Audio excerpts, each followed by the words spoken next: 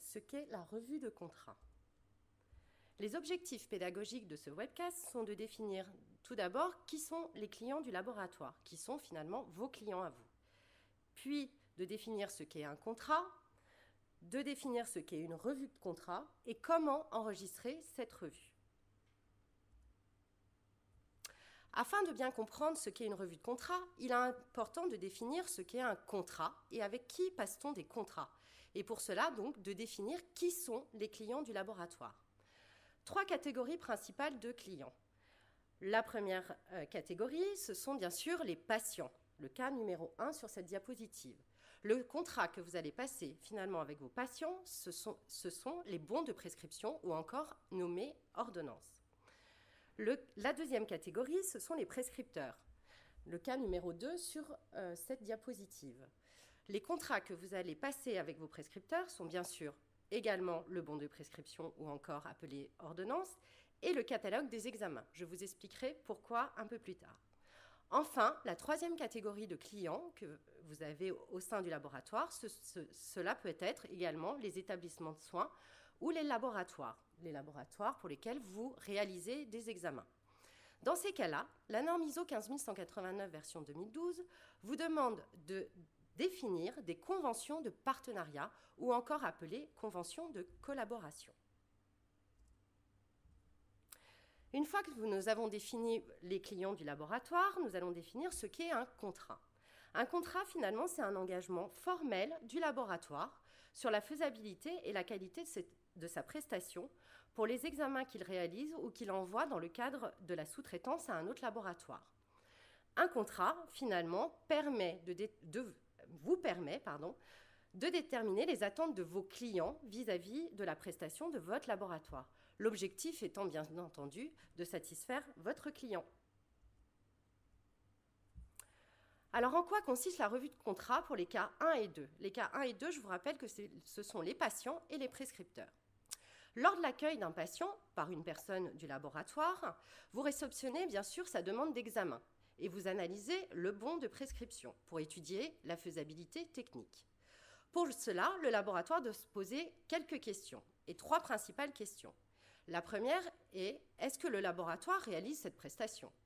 Deuxième question, est-ce que les conditions préanalytiques pour la réalisation de cet examen sont réunies ? Et enfin, troisième question, quand est-ce que les résultats d'examen seront disponibles et sous quel format ?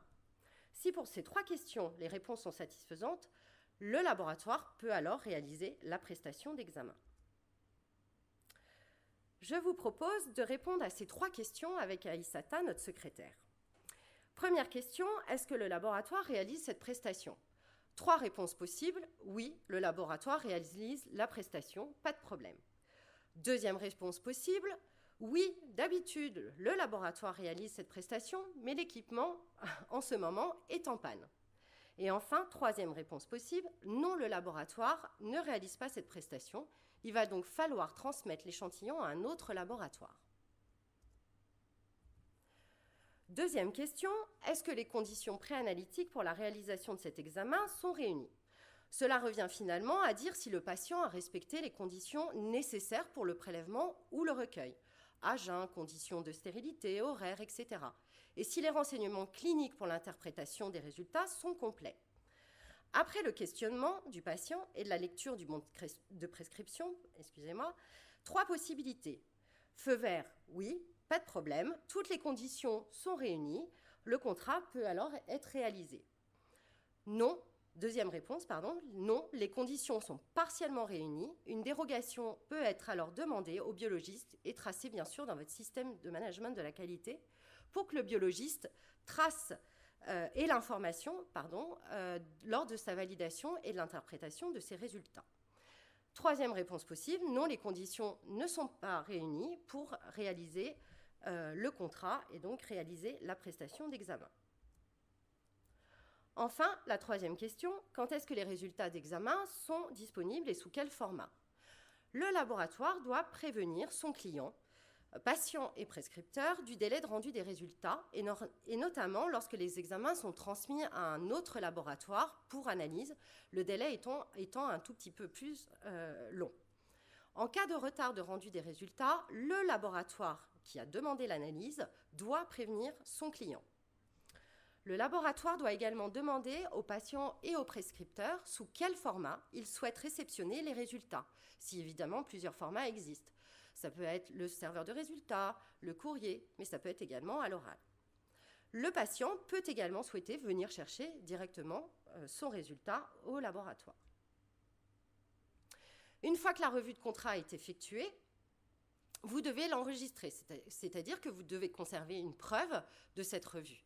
Et en général, ce que l'on trouve dans les laboratoires, c'est que la revue de contrat est enregistrée directement dans le dossier du patient, pour des questions de simplicité et savoir facilement retrouver les informations nécessaires. Je vous propose de prendre un petit exemple. Un patient se présente avec une ordonnance sur laquelle est demandé les examens suivants: la glycémie et le dosage de médicaments. Le patient vous indique qu'il n'est pas à jeun, mais qu'il vient d'aller voir son médecin qui lui a dit d'aller directement au laboratoire. Pour information, le dosage de médicaments est réalisé dans un autre laboratoire. Ce n'est pas le vôtre qui l'effectue. Aidons Aïssata, du coup, à réaliser la revue de contrat.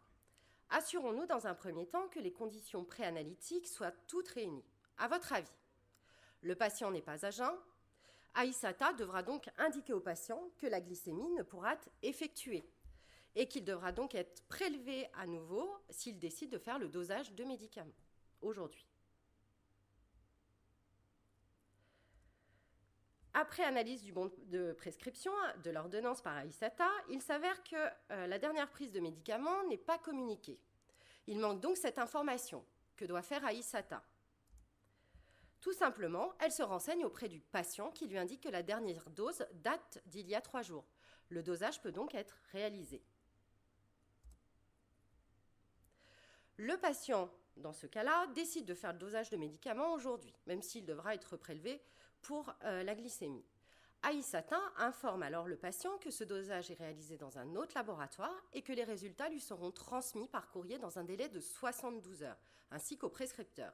Avec toutes ces informations transmises, le patient peut alors accepter ou refuser.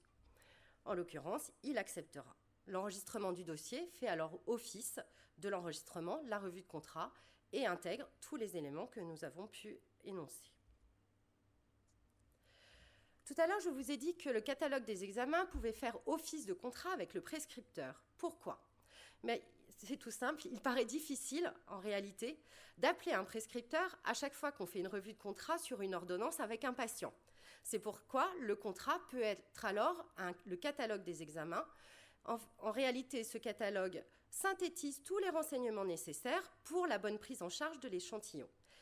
Alors, par exemple, je vous ai mis un extrait d'un catalogue des examens pour la carbamazépine, donc dosage de médicaments, avec toutes les préconisations, la nature du prélèvement, le tube, le flacon, les consignes bien sûr de transport et les délais de rendu des résultats, et puis les documents complémentaires.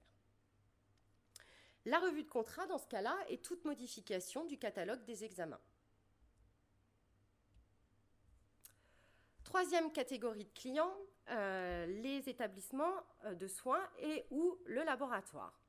La norme 15189, comme je vous l'ai dit tout à l'heure, version 2012, vous demande d'avoir une convention écrite avec votre client, établissement de soins et ou laboratoire. Et sur cette convention doivent apparaître certains items, comme la liste des examens proposés par le laboratoire. Alors souvent, les laboratoires font finalement référence au catalogue des examens dans lequel sont listés tous les examens réalisés par le laboratoire. Autre item qui doivent apparaître et qui semble quand même très important, ce sont les recommandations préanalytiques. Là aussi, vous n'allez pas lister toutes les recommandations préanalytiques directement sur votre convention, mais faites référence soit à votre manuel de prélèvement et ou à votre catalogue des examens. La convention doit également faire apparaître les compétences du laboratoire, c'est-à-dire que le laboratoire doit s'engager à mettre tout en œuvre en termes de ressources et de méthodes analytiques pour prouver sa compétence à son client. La convention doit également définir comment sont gérées les urgences, c'est-à-dire que les attentes du client vis-à-vis de la gestion, de la prise en charge des urgences et le délai de rendu des résultats doivent être explicitées sur cette convention. Autre point également que l'on doit voir apparaître sur la convention, ce sont les modalités post-analytiques, comme les formats de résultats d'examen, le mode de transmission de ces comptes rendus d'examen et les délais de communication.